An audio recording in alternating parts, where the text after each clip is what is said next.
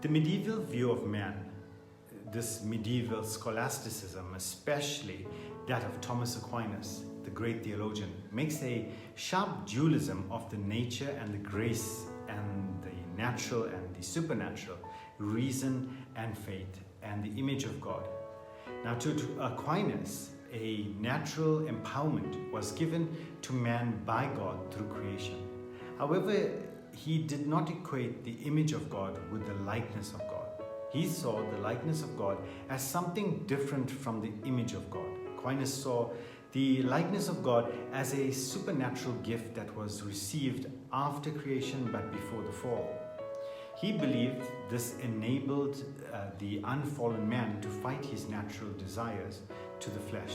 According to Aquinas, there was one part of man, the image of God, in which there was a lurking passion or desire. It was not sin until yielded to, but Adam was given the likeness of God as well as the image of God, which they called the gift. And this gift was given to make him righteous and enable him to live apart from sin. Aquinas believed that when man fell, the image of God remained, but the likeness of God was lost.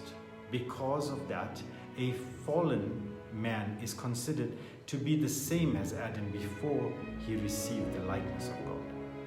Now, it was believed that the way you obtained this work of grace, this likeness of God, which enabled you to fight and conquer sin, was to become a Roman Catholic. The Roman Catholic Church was in control of the means of grace. Even today, they believe that if one confesses their faith, is baptized, observes the ordinances, properly make confession, properly lives as the church desires, then one can receive the likeness of God. See, the Roman Catholic view is to conceive that man is not corrupted, but his nature is just wounded by the fall, and he is not totally deprived. Today, the will and reason of man is exactly as it was when the Garden of Eden. As the consequences, man has a free will, just as Adam had a free will. And man's will is untouched by sin, just as Adam's will was untouched by sin before the fall.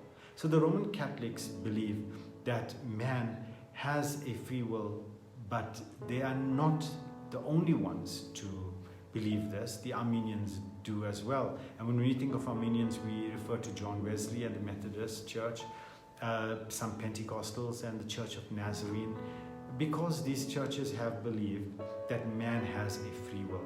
And when we listen to the evangelical preaching of today, we discover that many preachers believe in the free will and preach in our evangelical churches that are Bible churches or independent churches rather than Wesleyan or Methodist or Pentecostal.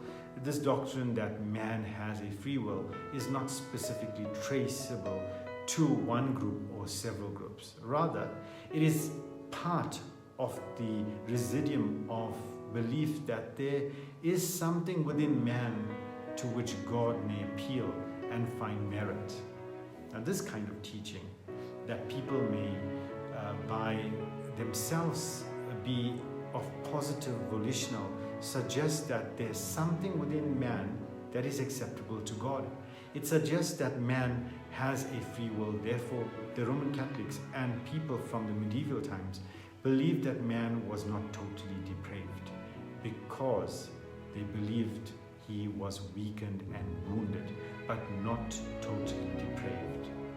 Now, one of the 5 points of Calvinism in answer to the remonstrance was that man is totally depraved. But this expression is often misunderstood by people.